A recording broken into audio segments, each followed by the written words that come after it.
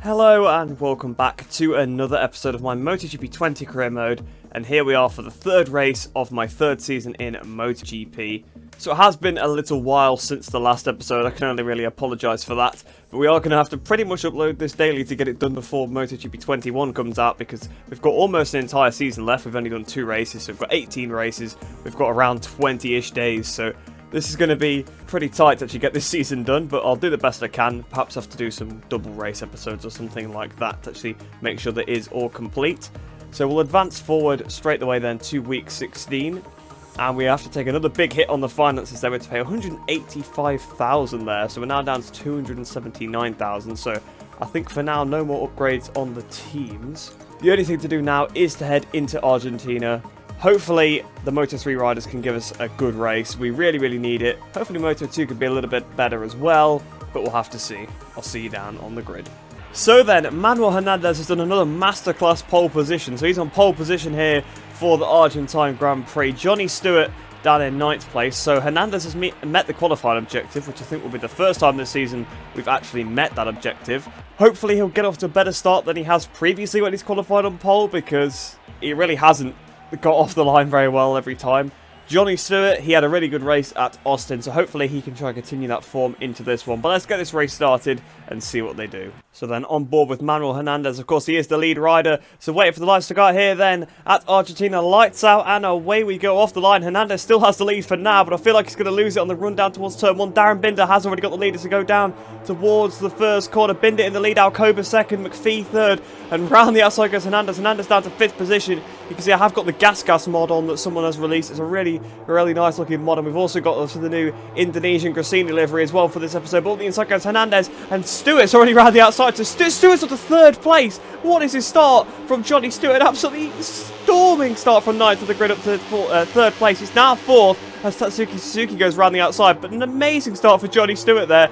And Hernandez has not had the best one, but he is sort of coming back now. He's now up into 4th place. Stewart drops down to 6th as he didn't take the best line through turn 4. About 4, nearly 5 wide as they go down towards this tricky corner here. The two Petronas bikes leading the way at this point in time. A little bit of contact there. Stewart's now back down to 9th place. So he got up to 3rd, back down to 9th. Where's Hernandez now? Hernandez is in 6th position. So Stewart got absolutely lightning start. Has just gone absolutely backwards since turn 4. Hernandez went backwards from the beginning and then is kind of regaining a little bit now. So 2 sets of teammates in front of him and Tatsuki Suzuki. So both Grassini bikes just ahead of him. He's going around the outside of Jeremy Alcoba there. Will he be able to pull it off? He's not quite been able to do that, but now he's going to have the inside, though, for this left-hander. Is he going to get the inside of Alcoba? Not quite. So Alcoba just stays in front of him for now. So Hernandez in 6th position. And if we look at Stewart, Stewart's now down in 10th place. So Stewart, since he got up into 3rd, has had a dreadful time. Yama Masia just going around the outside of him there as well, but Lorenzo Fellon just ahead of him. So back to Hernandez, and he's still sat in 6th position. He's got one of the gas bikes right behind him. This is Garcia all over the back of him, but Garcia goes a little bit wide there. Will that allow Masia to get through? Not quite. Someone was taking a very strange line in the background there, but Johnny Stewart up into 9th place now as he goes past one of the gas. So there is a crash actually in the background. It's one of the CIP bikes by the looks of it. And look at this pack. This is proper Moto3 here. You don't tend to see this, to be honest, in the game normally, but right now we have got a pretty big pack. Someone else really wide there as well, one of the Leopard bikes, but they didn't crash, fortunately for them. So Stewart is by Masia, so similarly to the last race, he's got to try and get past him and not get held up too much, because Masia was kind of holding everybody up in the last race as well. So Stewart's really looking at a move on Yama Masia now, but he's got to be careful that he doesn't get overtaken. Guevara goes round his outside, so Guevara has just absolutely mugged him off, but he is now back ahead of Guevara. Is Guevara going to keep it in front of him though now as they go through this long left-hander? Stewart on the inside, Guevara goes around the outside, and Guevara actually has got it done. So Stewart's at the 10th place now. Hernandez still sat in 6th place behind Jeremy Alcoba, but this race really not quite going as well as Austin did for poor old Johnny Stewart. He got an amazing start. He got up to 3rd place, absolutely shocked me, and then he's just gone backwards ever since. The two Petronas boys still leading the way ahead of Gabby Rodrigo. Then it's Tatsuki Suzuki, and then it's Alcoba, and then Hernandez. So here comes Stewart then. He's going side by side with Guevara. I think he's just going to be able to edge past him, is he? No, Guevara has actually gained a little bit of speed in the higher gears, and Xavi Artigas is right behind them as well. So Artigas might be able to get past Stewart, not quite there, but he is a little bit wide though. He goes around the outside of Guevara, that's brave. Hopefully that doesn't cost him a position to Artigas. Artigas is right there, and he has. Artigas has got in front of him. because Stewart's now 11th. But side by side, Artigas round the outside of Stewart. Stewart absolutely going backwards in this race. Although I think he has got the position back in front of Artigas. Yes, he has. So he's up into 10th place. Once again, he needs to try and clear Guevara here, because Guevara, I think, is actually holding him up a little bit. So Hernandez is really looking for a move on Alcoba now to go through the final corner. I thought he was going to absolutely send it off the inside there. That would have been an extremely brave move. But side by side with Hernandez and Alcoba starting the penultimate lap of the race, if Manuel can actually get past Jeremy here, you might be able to have a crack at Tatsuki in front, because Tatsuki Suzuki obviously was in 3rd place. He's dropped back behind Rodrigo on the previous lap, and then now he could be dropping back towards Alcoba. So if Hernandez can get past Alcoba, there could potentially be a 4th place on the cards, and this is the kind of form I'm more expected to see in the first couple of races of the season from Manuel Hernandez. Of course, he got a couple of 4th places to round off last season, and it seems like he's kind of showing that similar form again now. They actually are closing up to the back of Rodrigo. Rodrigo seems to be forming a little bit of a train here, actually, because Alcoba's caught right up to the back of Suzuki, and Garcia was caught right up to the back of Hernandez. So Hernandez does need to be careful that Sergio Garcia doesn't mug him here. Hopefully he can try and get past Alcoba as soon as possible and just try and attack Suzuki ahead of him, but he really is struggling. I think that has been definitely one of the things our riders have struggled with over the last season and this race here, well, the first couple of races of this one. They've really struggled to actually make a pass on someone that's a little bit slower than them ahead. And actually, to be honest, Hernandez probably needs to watch out for Garcia a little bit more behind now, because I think he lost quite a bit of time there from looking behind him. It didn't seem to be probably the best place to do it in the middle of a corner, to be honest. Maybe on a straight would have been better. But Binder then still leads Ed and McPhee, so it's a Petronas 1-2 as they start the final lap. Rodrigo still in 3rd place then, with Suzuki right behind him. But Hernandez has got to watch out for Garcia here. It looks like Stewart actually has got back in front of Artigas now, which is nice. He's right on the back of the other Gas bike, so both of our bikes battling against the Gas. So we're getting very close to the end of the lap now. Now Koba's got a little bit defensive against Hernandez, which actually has cost him a significant amount of time. But then Hernandez didn't take the best line through the corner. It is frustrating to watch AI race sometimes because they just don't know, they don't have any racecraft skills whatsoever. Like, you could have easily pulled off the move there with him going so defensive if you positioned the bike better. But that's the AI for you. It is actually a little bit annoying to watch them get stuck behind each other for like entire races because they can't pull off a pass. I think Hernandez is going to have to settle behind Alcoba now. I can't see him doing it unless at the last turn he could try to do something here. But it looks like Garcia's on the inside. Garcia's tapped him a little bit there. That's probably put him off completely. Garcia might actually have the position on him now. So as to go through the last corner, no, he has just got it in front of Garcia, but that definitely affected his run. So Manuel Hernandez comes home in 9th and Johnny Stewart ends up in 11th. So I think I said Hernandez came home in 9th place. I meant to say 6th because of course he finished 6th place. And down in 11th place, Johnny Stewart, which is quite a surprise considering how well he did at Austin and then how he was 3rd place at one point on the first lap. But he absolutely went backwards. It does seem like our riders are struggling a little bit in all the classes this season. Although Hernandez 6th place is kind of what I expected from him for probably the first 2 races of the season. He's been a little bit weaker than that, unfortunately, up to this point. But so close to beating Alcoba there, just at the end, just didn't have the pace. The AI just can't pass each other, and I think this mode really does kind of show that. They have to have a little bit of contact to make the pass work, as you saw with Garcia. Sort of went up the inside of Hernandez, had a little bit of a touch with him, and he almost pulled that move off. But that was the only way that was ever going to happen. But Darren Binder ends up winning the race, and so I think that's 2 from 3 for Darren Binder so far, with John McPhee in 2nd. Let's see the Riders' Championship, what that looks like. So Binder continues leading the World Championship with 60 points ahead of Suzuki in 2nd and McPhee in 3rd. Alcoba moves up to 4th. Johnny Stewart moves down to 8th place in the championship with 26 points. Hernandez moves up to 9th with 22. So far we are actually doing better than last season with a 8th and a 9th in the championship because we were both outside the top 10 last season. But we need top 5s because we signed with a slightly better team, which in hindsight was definitely a mistake. I thought that would probably give us a better bike, but it doesn't. It just gives you a little bit more money, but also you lose so much more money by not getting the objectives, so it would have probably been better to stick with the DHL Honda, but I wasn't actually 100% sure if that would make the bike better or not. Moving on to the Teams Championship then, we are still in 4th place. We've been jumped by the Grassini team in front of us, but we also overtake the Red Bull KTM IO team, so we actually stay in the same place overall. The Red Bull KTM team actually lost 2 places. Indonesian Grassini Racing actually got 3.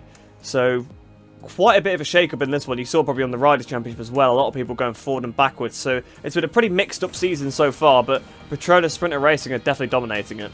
But now it's time for the Moto2 race. And if you thought we struggled in this one, I think we're going to see a whole new level of struggling in the next one, because Moto2, the bike is very, very stock, and it is a speed up as well, so it's not the best bike out there. Let's see what Jackson and Akagi can do. Hopefully they can pull off some sort of miracle, but I'm not getting my hopes up.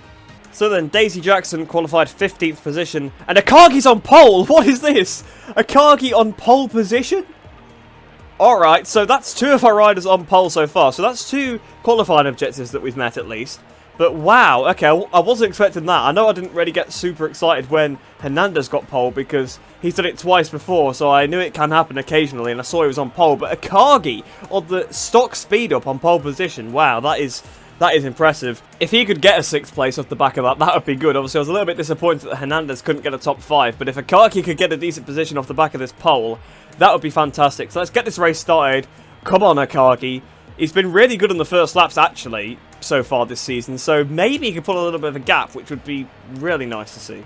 So then we're actually watching Jackson at the minute. We're going to swap to Akagi since he is the lead rider. Waiting for the lights to go out here then. Lights out and away we go. Has he got a decent start? He's okay compared to Joe Roberts, I think, as they go down towards the first corner. Is he actually going to have the whole shot as they go down? Yes, he is, because Sam Lowe tries to go around the outside. Same with Tom Luthi, but neither of them able to do so. So Akagi actually leads coming out of the first corner. So his good starts really have come in clutch here. Sam Lowe's in 2nd place. Sam Lowe's dive bombs up the inside. He's past him. Tom Luthi goes up the inside as well. Jake Dixon, no, it's not Jake Dixon, sorry, it's Xavi Vierge going around the outside, and that is Jackson sliding it around the outside. A little bit of contact with Remy Gardner there as they go through turn 4. So Akagi would have lost a little bit of momentum from that, but he seems to be coming back at Tom Luthi. If anything, get in the slipstream, lad. Go on.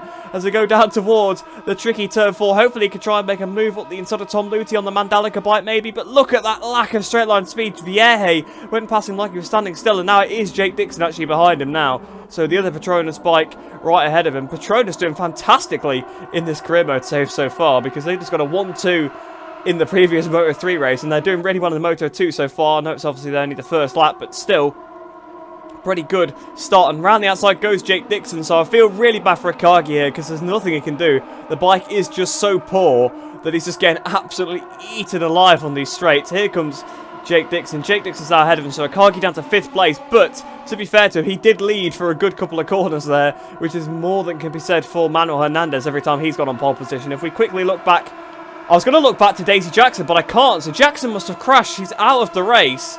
So all of our hopes of this race stick with Akagi. I have no idea what happened to Daisy Jackson. I might have to watch the footage back, but I saw her sliding through, like, I think it was turn 3. So maybe she actually had a big crash off the back of that, but it seems like Jackson's out of the race because I can't actually swap riders here. So Daisy Jackson out on this first lap. Akagi sat in 5th position currently, just ahead of Remy Gardner, but Gardner is going to easily sweep around the outside here, surely. Yes, he does. Can Akagi do anything to get back underneath him? He actually is. He's actually going for it. To be fair, he's holding his own. He's done a pretty good job. I am very pleased with him. He's been dive bombed now by Aaron Canet and also Marco Bezzecchi there. And Navarro's right behind him. But he's actually got back in front of Canet, so fair play to him. Back past the Aspar bike. Can he try and get past Bezzecchi here? Probably not, just because of the lack of straight line speed from this speed-up bike. He has managed to keep in front of the 3 bikes behind him, though. He's actually managed to keep in front of, obviously, the other speed-up. It's actually a Arenas. I thought it was Canet, but it's not. It's Albert Arenas. So apologies for that. I just thought it was Canet, but no. It is Arenas. And now he's got Celestino Vietti all over the back of him as they go through the long... I actually can't remember what turn number that is. I think it's turn 6, but I'm not 100% sure on that one. But Akagi is now shuffled back into 8th place. And I think Arenas is going to finally have him here. Arenas obviously trying to pass him for the entire lap so far. Although he's still not quite done it. He might be able to swoop around the outside. Yes, he does. So now, down to 9th place goes Akagi. So I feel really bad for him because he's just going backwards and it doesn't seem to be his fault at all. It's just the bike is stock and we can't really upgrade it because they've not got the research data to do so yet. I think we have maybe got one upgrade in the works, but it's not complete yet for this race, unfortunately. So Navarro, another speed up now right behind him. And then Tony Arbolino is looking for a move around the outside of the pair of them. So Lowe's leading the race then. Ahead of Tom Luthi on the Mandalika bike in 2nd place. Then it's Vierge and Dixon. So the Brits going pretty well in this race. Well, aside from Daisy Jackson, because it seems like she's ended up on the floor. But up the inside goes Navarro. But Navarro not quite been able to do that on Tomatsu Akagi there. So Akagi just keeping that 9th position for now. He is actually riding very well considering the equipment he's got. Oh, contact there! Navarro has absolutely rammed him up the back, which definitely will have affected him. I think that's going to allow Arbolino to get past the pair of them. Yes, it does. So Arbolino around the outside easy move up into 9th place for Tony Arbolino there, just because Navarro completely hit him at the back in the middle of the corner. Navarro come flying past now, and it seems like that's Hafi Sairin trying to go around the outside. Yes, it is, and Sairin has now hit Navarro at the back, so a little bit of vengeance there for Akagi. But Akagi now down to, well, it said 13th for a second. I think that's because Dalla Porta was classes in front of him for a split second there. But he's still ahead of Dalla Porta at the minute in 12th position. And we are almost coming to halfway through the race. At the end of this lap, we will be halfway through. So I'm guessing there probably won't be points for Akagi in this one, unfortunately. Despite a fantastic qualifying, there's just nothing he can do on the straights. He's just been absolutely destroyed. And then they're catching him on the straights and just dive bombing in through the corners, or just blasting past him on the straights. There's nothing you can do when you're this slow around the rest of the track. So he has now been overtaken by Dalla Porta, but he has still got Fernandez behind him, although for not for long, because Fernandez is now in front of him. So he's down to 14th. Joe Roberts behind him. There's Cambobier going around the outside as well. And then there's also Barry Boltus right there. So Barry Boltus on the NTS doing a pretty good job. Although I think the two NTSs got points at Austin as well. So the NTS, not been too bad in this career mode season so far. Definitely the opposite to real life. But the two Americans hopefully will go and have a bit of a battle behind Akagi and just give him a little bit of breathing room. I think Navarro might have picked up a little bit of damage when he hit Akagi at the back, because Akagi is now all over the back of Navarro again. So I'm guessing Jorge probably has a little bit of damage, which is kind of karma, because he did just completely ram him up the back in the middle of the corner and cost him quite a bit of time. So go on, Akagi, try and find your way past him. I'm still perplexed to what happened to Daisy Jackson, because I just didn't see it at all. I didn't even see a crash in the background. I saw her sliding through one of the corners, like super wide. So I'm guessing she probably then had some sort of accident at the next one. But here comes Akagi up the inside of Navarro. So Navarro definitely has either tyre wear or damage. That's for sure. Has he got the move done ahead of Navarro? I think Navarro's still got it for now, actually. He's going round the outside. Yes, I think he actually finally has got Jorge Navarro now. So back up into 13th for Akagi. So a little bit like in Austin, actually. He went backwards to start with and then kind of found his feet a little bit and started to battle a little bit more. I think he dive-bombed Cambobier right at the end of the previous race and got the last point. Currently sat in 13th. It looks like Bobier's probably going to try and repay the favour on him, though. I think Bobier also had a bit of a dive bomb on him at Qatar as well. But there goes Bobier up into 13th place. Although Akagi's got it back apparently. But Bobier's got the inside here. So Bobier's going to have it fairly easily. I think he has. Yes, he's got it now. He's definitely got it. So Akagi down to 14th place. But he's still looking pretty feisty. He looks like he's going for it to the penultimate turn on Cameron Bobier there. And as he's on the inside. He's really going for it. I mean, I can't fault Akagi here. He really is trying. And his skills are obviously pretty good because he is actually an A+ rider. It's just the bike is just not there for him. On the penultimate lap then, he's got Stefano Manzi right behind him now. I don't even know where Manzi came from because I didn't even see him behind. I saw it Barry Boltus before, but I didn't see Stefano Manzi. So hopefully he could try and keep ahead of Manzi, and hopefully Navarro can maybe hold up Boltus a little bit. But no, Manzi's already diving up the inside. Has he got it? No, he's not actually got it done. So round the outside goes Stefano Manzi, but he should be able to out-drag Akagi on this straight, I would have thought, because Akagi has been struggling on this straight the entire race, just lack of speed. Although, as I say that, he's kept the position this time, it seems, so he's kept in front of Stefano Manzi, at least so far down the straight. Yes, he has, and Navarro actually looks like he's having a bit of an attack on Manzi there as well. Boltus going around the outside, so quite a bit of scrapping over this last point-scoring position. I'm just really hoping that Akagi can hang on to this. Oh, Navarro's back on the inside, so Navarro is now back on the attack of Akagi because Manzi's dropped back a little bit. Navarro seems to have regained his composure, and he had a little bit of a dive up the inside of Akagi there. I wasn't expecting that, that's why I wasn't talking beforehand, but Akagi has actually kept it in front of Jorge Navarro, which is fantastic to see. So I'm just hoping this last sort of half a lap, well, it's actually more like 3/4 of a lap, isn't it? Because we've just gone through the first sector point. But I'm just hoping he can just hang on. And Navarro is really looking desperate for the move now. I think Navarro might have done it, but it looks like Bobier in front is kind of coming back towards them a little bit. So maybe they could try and pass him. But Akagi is back in front of Navarro once again. Barry Boltus looks like he's getting involved as well.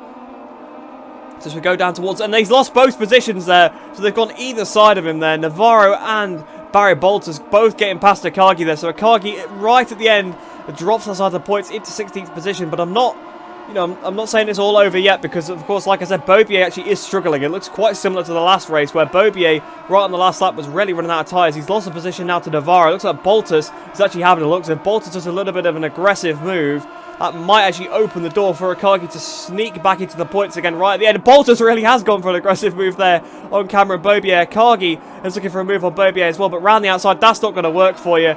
And Balega almost gets him there, but as we come up towards the line then, Akagi brings it home in 16th in the DNF for Daisy Jackson. So then, Sam Lowe's absolutely dominated that one, 3.1 seconds in front of Marco Bezzecchi, who just finished ahead of Jake Dixon, so a double British podium there. Tom Luthi eventually dropped to 5th after running 2nd early on. Akagi did end up obviously in 16th place, like we said, behind Cameron Bobier, but I just want to make sure that Daisy Jackson definitely did retire from the race. Yes, she was the only retiree, and it seems like she was all on her own in terms of the crash, unless maybe Iagora was involved in it, because Agora is a fair way behind Bo Benschneider. Probably just won the swings through turn 4. A lot of AI crashes there. When they sort of flip over from the left to the right through 4, there's always a bit of contact between a few of them. So I think that might be what has happened here then. But obviously, like I said, Sam Lowe is absolutely dominating this race.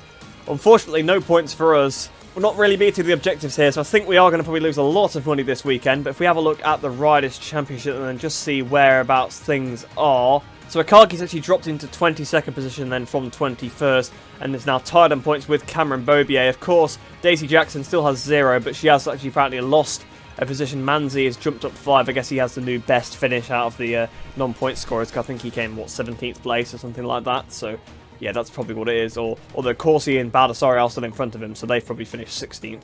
I would assume those two. And if we look at the Teams Championship, a lot of movement. Again, just like the Moto3 one. I guess it's because it's so early in the season that if you've had one bad result, then all of a sudden one good result will move you up quite a few positions. But we're sat in 14th in the Teams Championship, tied now with American Racing. The only person behind us is the MV Agusta team, who haven't scored any points. So yeah, we really aren't having the best season so far with either team in Moto2 or Moto3, but at least in Moto3 we're somewhat competitive. Just so unfortunate this bike actually here is probably what's letting them down, whereas I think in Moto3 it's more the riders. Because Akagi really rode his heart out in this one, but nothing he can do, and nothing I can do either. I can't upgrade the team anymore, and I can't upgrade bike parts when they don't give us the development. It is a little bit unfortunate. Hopefully they will pick up as the season goes on. But now it's time for the MotoGP race, starting from the back of the grid as always. Termas should be a pretty fun one to try and come through, because they're actually not too bad around some sections of this track. Others, they are pretty bad. The tyre wear will probably come into it a little bit as well, but since it's cloudy, that will probably be slightly negated. So let's head into it and see what I can do. So then, Franco Morbidelli here on pole position for the Argentinian Grand Prix. Had a Fabio Quartararo in 2nd place, so it's a Yamaha 1-2 here. I wonder who's actually going to be 3rd on the grid. It might be Maverick Vinales, because the Yamaha probably works fairly well at this circuit, I would have thought. We've got Danilo Petrucci there, it's showing us, but I'm just sticking on a medium tyre, so I can't see what place he's in. He's down in 18th on the grid, so he'll be just a couple of spots ahead of me then on the grid. So here I am then down in 23rd. So ordinarily, I probably would have gone for a hard tyre here at Argentina, because usually you will get enough heat in that probably to start spinning it and keep the temperature in it. But since it's cloudy, I just don't think that's a smart choice. I think it'll be too cold and I'll struggle to make up places. Even the medium might actually be too cold in this amount of cloud, but I don't think the soft will last at this circuit. Just it is quite a high tyre wear track, so I'll stick with the medium. It probably won't matter a massive amount anyway, because I'd have to have quite a big disadvantage to not make my way fairly well through the pack. So let's get this one started. Hopefully we can try and catch those Yamahas at the front, but it's going to be about where Marquez is on the grid, really. Everything here is ready to start the race at Termas de Rio Hondo. Riders just have one more thing on their mind now, being the first to cross the finish line. So then it's actually Mir on the other side of the front row. Maverick Vinales is on the 2nd row of the grid, and I think Marquez is down on the 3rd row, so we've definitely got a decent chance here at something good. But lights out and away we go then. We've got Lorenzo Savadori just in front of us, and then our teammate Luca Marini, Jorge Martin as well. Just go down towards the first corner then, trying to brake fairly early. I don't want to cause a massive pile up into the first corner. Martin trying to go around the outside of us. We're now stuck on the outside of our teammate Marini here. I have absolutely no grip on this tyre so far, so we've only got up to 21st so far. It's not been the best start to the race. I am just trying to take it nice and cautiously, because to be honest, I've not played the game for a few days, so I need to try and sort of get back into it. I'm with lack of grip as well due to the cold conditions. Rins is so far down the order. Rins has just dropped into like 18th position. So not sure what's going on with Alex Rins there. Valentino Rossi just in front of us, because you can see I've updated the leathers now to match the real life version. He's got rid of the yellow on the back. But we are now up to 16th place. The AI going so wide. I don't know what's going on there, but oh, Marini's down! Marini's just completely clattered into the side of me there. I guess it's just the AI going super wide through that corner for no reason. I'm just sort of trying to go through the corner and he just dive bombs up the inside and cuts my front wheel. So down he goes. So that's my teammate down. Not that he probably would have scored any points for the team anyway, so it doesn't particularly matter. But we are being absolutely harried by the AI through this section of the circuit. You see Alex Rins trying to get the inside there. I'm stuck behind the Espargaro brothers, but I'm going to go up the inside of them. Can we do it here? Sliding that rear tyre. So we're up into 14th now, so it's not been too bad actually the second half of this lap, but the first half I really was struggling. There's been a bit of contact up in front there. Miller, I think, had a big contact with Johan Zarco. Lost a lot of time there. We're between Oliveira and Bastianini now. As we go into the penultimate 10 and up into the top 10. Well, it said Nakagami was just ahead of us, but I think Bastianini's got back in front now. He has. But we're at the inside now of Nakagami, so it's 9th by the end of the first lap, so that's what you need. Bastianini's now crashed. Oh! That bike was massively high up in the air. What happened there? I dread to think what happened. We're going to have to look at that on the replay after the race, but I'm guessing he got on the outside on the grass and high-sided. But that bike was so high, it must have got clipped by somebody else. There's no way it would be that high normally. It kind of reminds me of the Bruno crash. I think that was back in the first season of the MotoGP when I was on the Tech 3. I think that's when that happened. There was a massive crash at Bruno and one of the bikes flew miles up in the air. We are now behind Brad Binder, so if we can get a little bit of slipstream off him, should be able to blast past him. We'll have to see if we can make the move on Zarco as well. Actually, we are going to make the move on Zarco, so we're up into 7th place. So despite the kind of slowish start to the race, it looks like there's Binder having to sit the bike up for Binder, because again, another dive bomb into that corner. I don't know what the AI is doing there, but it's not the right way to take the corner. You lose so much time. A little bit of contact. I think Binder might have lost his wing, actually, from me leaning on him a little bit there, but up the inside of Binder once again. It's nice to actually see the AI battling me on the brakes a little bit. We've had a bit of contact with Binder now, but I kind of drifted into his line a little bit. So we're up into 7th place, and the leaders are just in one big group ahead of us, so no problems there. But the front tyre has absolutely no temperature in it whatsoever, which actually I didn't even consider that would probably be the issue in this one. I was just more thinking about the rear tyre. Will I be able to get enough heat in it? It seems like I can, because the rear tyre's, if anything, a little bit overheated already. But the front tyre, I've got no grip on the front whatsoever, but luckily they are all in one big pack at the front, which does tend to happen actually in these Termas races for some reason. The AI get into a train of about 6 or 7 at the front of the field. We're a couple of tenths off Morbidelli's pace there, but considering we got dive bombed by Binder, that's not too surprising. So, been a very chaotic first couple of laps, to be honest. The AI have been a bit crazy. They were going so hot into that right-hander. I don't know why. They're sort of going right to the outside of the circuit, which just is so much slower, because you're riding further, and you're going to have to slow the bike down more to actually get it turned. So, I don't really know why they're doing that. So then, can we catch up this little gap to Bagnaia? We are half a second behind him, so we're a little bit off the back of this group, but we've got 13 laps, I've just realised as well. So we've got so much time to actually do this. I might need to shorten the race distances, because I think 50% is maybe a little bit too much. I don't think I need that in most of the races. As you've seen in the last of first challenges, if I do push, I can do it in a 35 or even a 25. I've got on the green a little bit there, so I've got to try not do that again. Otherwise I'll have to sort of make myself back off a little bit. We are closing right to the back of Francesco Bagnaia. I have got the new update on that I've not finished yet, so the AI performances are tweaked a little bit, which is why the Yamahas are a bit better, and Bagnaia as well.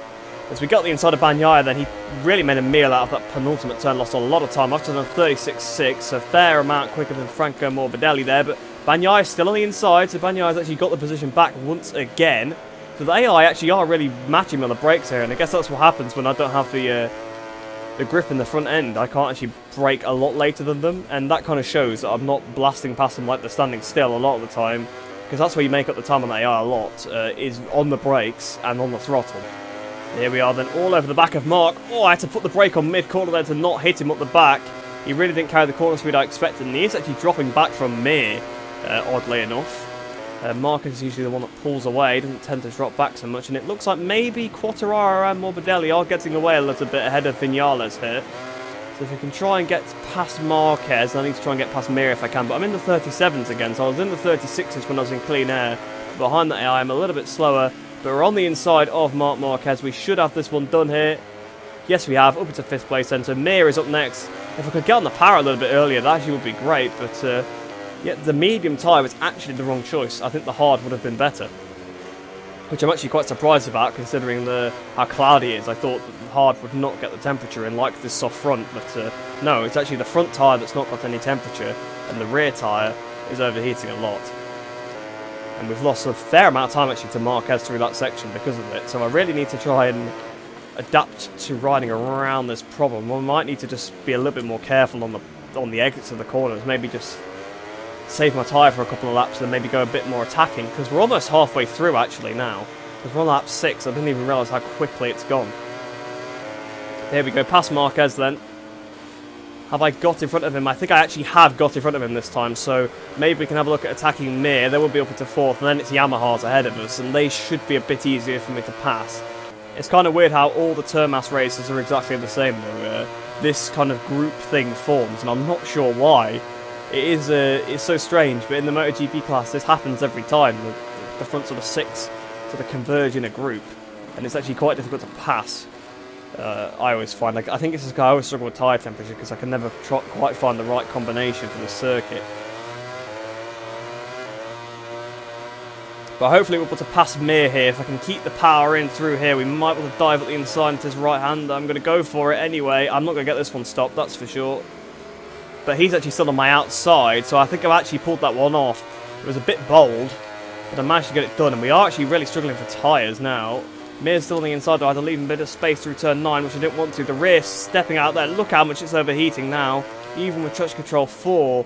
So the medium was 100% the wrong choice. The hard tyre would have been so much better. So I do need to maybe try and get out front and cool it down a little bit. I don't think it helps being in this pack, but then I kind of do stress my rear tyre, so I think even on my own I couldn't cool it down too much. I feel like this might be my new fastest lap of the race, 36.6. Probably a few tenths off what I did before. So here we are then on the 9th lap now, and I'm right on the back of Maverick Vinales. He seems to have dropped back a little bit from the ones in front. I almost hit him at the back actually through the first corner, so that was a big mistake. I am trying to look after this rear tyre. I'm in power mode 0 as well, just to try and prevent the spinning a little bit, but I'm really struggling with it now, and I'm actually thinking I probably can't win this one. I can't see myself passing these 3, because I've just got no grip on the rear and no grip on the front either, but for totally different reasons, which, when you have a bike like that, it's impossible to ride it quickly. I actually think Mark is coming for a move here as we go down towards this corner here, the right-hander. To try and brake late, just try and outbrake him as we go through turn 5.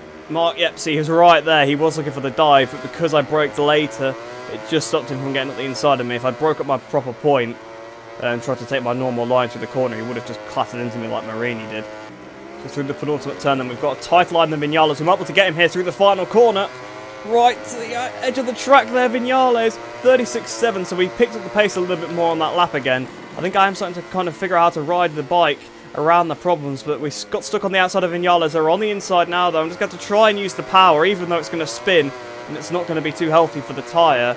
I think we are now getting to that point of the race where the AI is starting to struggle with their tyres too, and because I've been struggling with mine throughout, I'm managing it a little bit better. But I couldn't get it turned through 4 like I wanted to.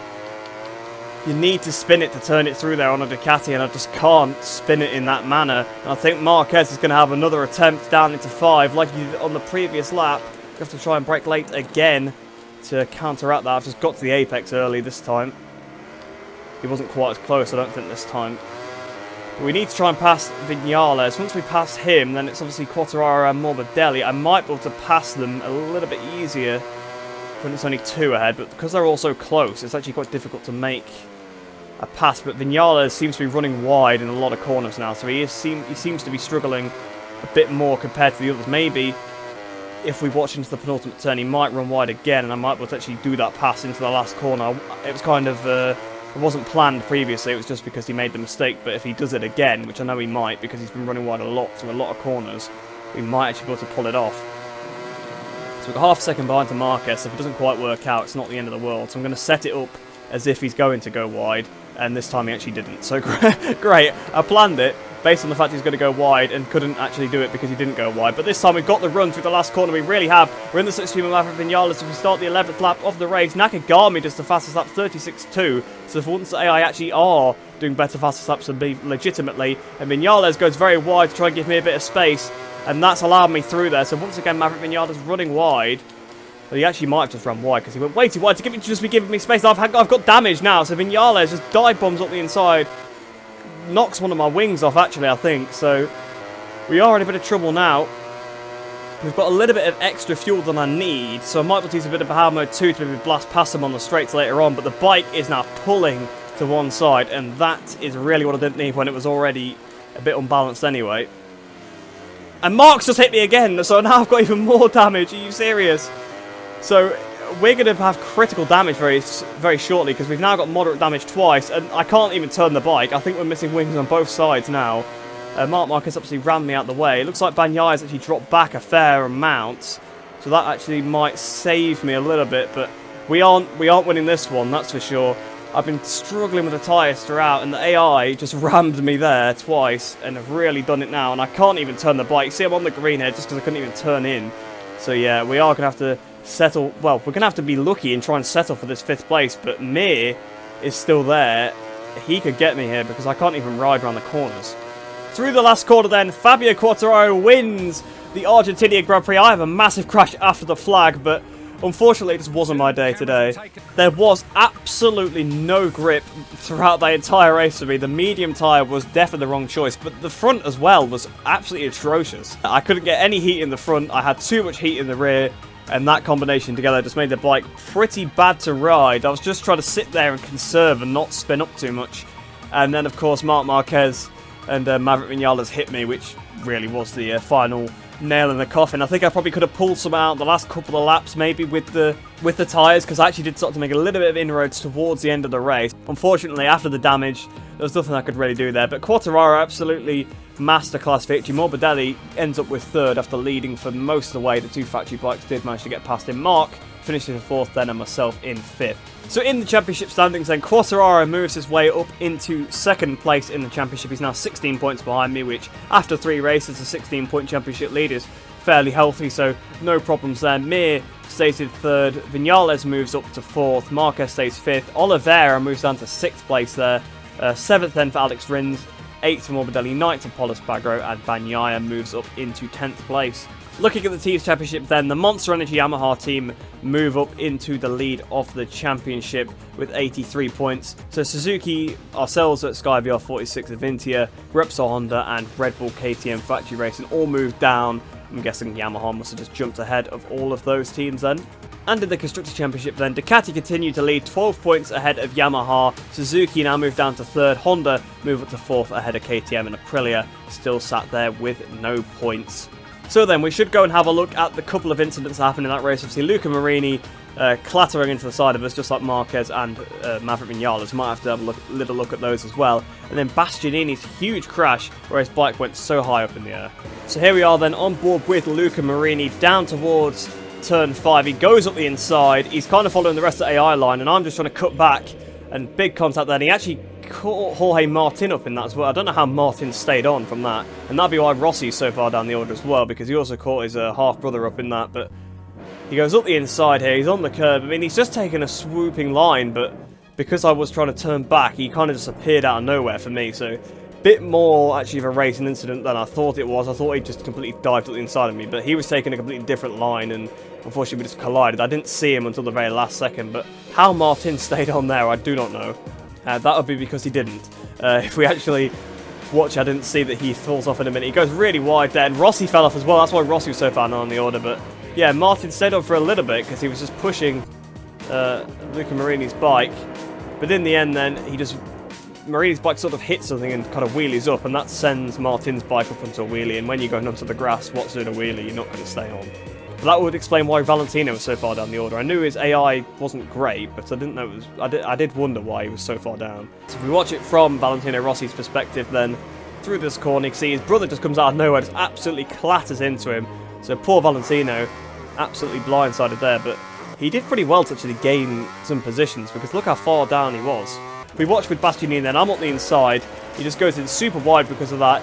Goes to the grass high sides, like we said, and his bike absolutely does go up in the air, but obviously that's not a very good angle, so we need to have another look from a different one.